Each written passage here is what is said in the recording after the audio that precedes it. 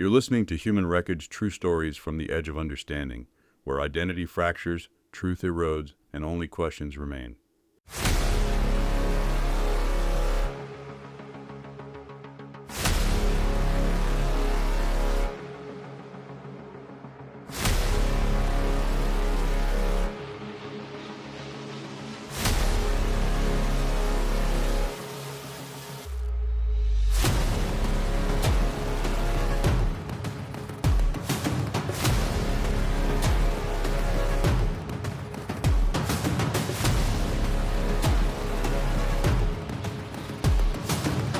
On a cold December afternoon in 2015, a man was found dead on a remote hillside in the Peak District of England.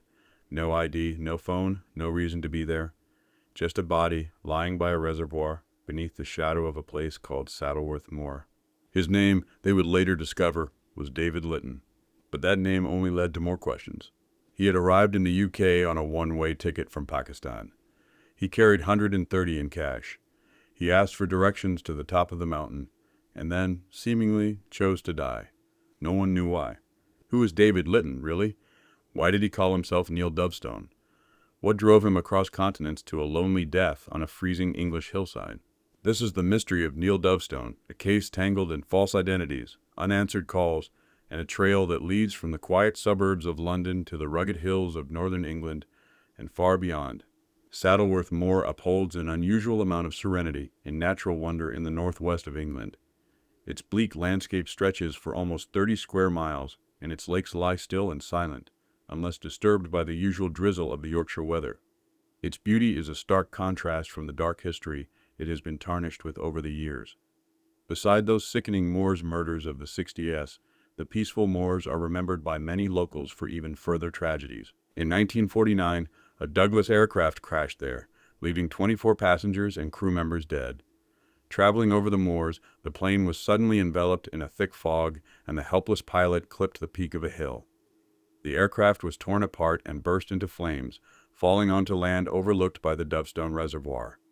That day of August 19, 1949 will be remembered by many, not only due to the disaster at the moors, but because only an hour later, a Proctor light aircraft crashed just 40 miles away from the first crash site. All 4 passengers died in that second crash, and the county of Yorkshire was hit with unexpected mourning. Further forward into Saddleworth's morbid history is the case of Neil Dovestone. At first glance, the case seems like the plot of an elaborate Agatha Christie novel. From the subject's name, the bleak location, to the poison found tucked in the pocket of his corpse, you would be forgiven for thinking this case was entirely fictional. However, the case of Neil Dovestone remains one of the most intriguing mysteries of modern British history, and the details are as confusing as they are tragic. On December 10, 2015, an elderly man boarded a plane from Lahore, Pakistan to London. After his 4,000-mile journey, the seemingly normal-looking man traveled a further 197 miles north to Saddleworth. He had no suitcase or hand luggage, and he was dressed simply in a mac coat, plain trousers, and loafers on his feet. As he walked into the Clarence pub at 2 p.m. on December 11th, pub landlord Mel Robinson took notice of this. After all, the majority of his patrons were hikers, well equipped for the long journey across the rugged terrain of Saddleworth Moor. Looking at the lone pensioner before him, who was a tall, white man with receding gray hair, brown eyes, and a prominent nose, something struck him as odd. He asked for directions to the top of the mountain, the summit of the 1,500-foot peak above Dovestone Reservoir. Despite his out-of-place appearance, he appeared to be acting normally, with no signs of confusion. He didn't want to drink, not even a glass of water. "You won't get up to the summit and back down before dark," may have been the last words spoken to this man. Ignoring his warning, the strange man simply thanked Mel and continued on his way through the misty rain on that cold winter's afternoon. For cyclists wanting a more challenging ride, but paths jutting through Saddleworth Moor are ideal. The steep inclines of the mountainous path, along with the sudden descents, are ideal for those wishing to test their skills. On December 12th, Stuart Crowther was doing just that. A few hours into his bike ride, Stuart was caught in a storm of freezing, torrential rain when he came across an unusual, slightly amusing sight. A man was lounging on the banks of the hill. Although wearing a waterproof mac, it was no match for the heavy rain, and he was soaking wet. Calling out to him was useless, as the thundering rain deafened any voices. He was lying still, with his arms crossed comfortably over his stomach as if he was cloud watching. Edging closer, reality hit Stewart like a freight train. He discovered that the elderly man wasn't resting at all, he was dead. When members of Saddleworth's dedicated team of mountain rescue volunteers arrived on scene, they immediately suspected that the man had suffered from a heart attack after a long hike. When police arrived, they searched the man for any form of identification. $130 was found in his pocket. This seemed an unusual amount of cash to carry around on the Saddleworth Moors, especially due to the fact that he had no wallet to contain it in. An empty medicine box was found in his pocket. It was labeled thyroxine sodium and had writing in both Urdu and English on it. With no passport or driving license on him, the man's identity was a mystery. For the first time in history, Saddleworth Moor appeared to have its very own John Doe. When transported to the Royal Oldham Hospital, however, morticians affectionately nicknamed him Neil Dovestone, after the place he was found. Sympathy for the sweet old man quickly turned to sadness and intrigue as the cause of death was revealed. It hadn't been a heart attack, it was strychnine poisoning.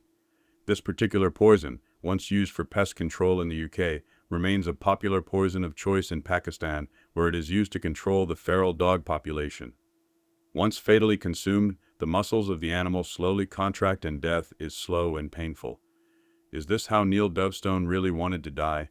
Did he think of himself as a pest that needed to be wiped out? As is custom with such cases of unidentified bodies, one mystery solved leads to a dozen more questions. Why had this man traveled all the way from Pakistan to commit suicide on a hillside? More importantly, was it actually suicide? After working tirelessly, his identity was unearthed in the oddest way possible. It was noted during autopsy that Neil Dovestone had undergone surgery on his hip at some point in his life. Many surgical plates used in such operations are printed with a specific serial number, purely for the manufacturer's benefit. Searching the database, investigators were able to find a massive clue: that the plate design was only legal in Pakistan and that it was fitted in a hospital in Lahore. In January 2017, we could finally put a name to this unidentified face. David Lytton. He was 67 years old at the time of his death and was born to Jewish parents as David Lautenberg in London. After a family feud, David changed his surname, lived alone, before unexpectedly moving to Pakistan with a man named Salam Akhtar in 2006. Trying to build the case further, attention turned to David's family and friends. His brother described him as a bit of a loner, and his girlfriend of 35 years, Maureen Toogood, recalled how he suffered through bouts of depression after she miscarried David's unborn child. Amateur sleuths on popular forum platform Reddit were keen to examine the bizarre case, focusing on some minor details that could prove important. When he arrived in London 2 days before his death, Lytton met with his longtime friend Salam Akhtar. Akhtar dropped him off at a Travelodge in Ealing, where he booked to stay at the hotel for 5 days, paying in cash. For whatever reason, David had stayed in his room for just one night. There is also the question of his plane ticket. He purchased a return. Why would he buy a pricey return ticket if he had intended on not coming back to Lahore? Rumors quickly circulated that David Lytton had been a spy. In espionage, an L-pill is given to spies in order to avoid a torturous death should they ever be captured by the enemy. Normally, a small capsule containing cyanide is swallowed by an agent, resulting in a quick death. For many theorists at the time, this seemed a likely explanation as to what had happened. If David had intended to travel to London for a few days on some sort of secret mission and was compromised by somebody at the airport, then traveling up a cold, wet hill to kill himself and confuse experts and amateurs alike seemed like a pretty smart idea to protect his identity as an agent of espionage. Far-fetched as it seems, it is only fair to admit that anything could be possible in this bizarre case. Back in Pakistan, his neighbors recalled an incident that happened just a week before his death. In early December, David had frantically ran into local travel agents and demanded a one-way ticket back to London. Unusually, David was unable to speak a word of Urdu, despite having lived in the country for 9 years. Whatever it was, something had panicked the man so much that he wanted to return home, perhaps to safety. It seemed likely that David was either running from something or someone. Frustratingly, we still have no definite answers. After the inquest into David Lytton's death in 2017, the coroner stated that fundamental questions remain unsolved and an open verdict was recorded. In other words, despite all the clues to the case, nobody truly knows what happened in the final few days of David Lytton's life. The case is both frustrating, yet tragic for the immeasurably clever, quiet man who once had dreams of becoming a psychiatrist. His brother Jeremy reminisced back to their childhood and stated that David was not of this century. Whether he was a victim of his own mind or of something equally as sinister remains an open question that can never be answered. David Lytton crossed borders, oceans, and years of silence to reach the top of Saddleworth Moor. He didn't leave a note. He didn't ask for help. And he didn't expect to be remembered. But he was. In death, he sparked one of the most confounding identity mysteries in recent British history, a man who became a question mark in the eyes of the public, the police, and even those who once knew him. What drove him to that cold hillside? Mental illness? Isolation? A final act of control? We'll never know for certain. But what we do know is this. Behind every anonymous body, every name on a coroner's sheet is a life, a story, a wreckage waiting to be understood. David Lytton was someone's brother, someone's friend, someone who, like all of us, carried his past like a shadow. And in the end, even that shadow disappeared into the fog. Thanks for listening to Human Wreckage. If you found this story moving or unsettling, share it. Because stories like David's remind us, the mystery is never just about how someone died. It's about how they lived and why they vanished in the first place.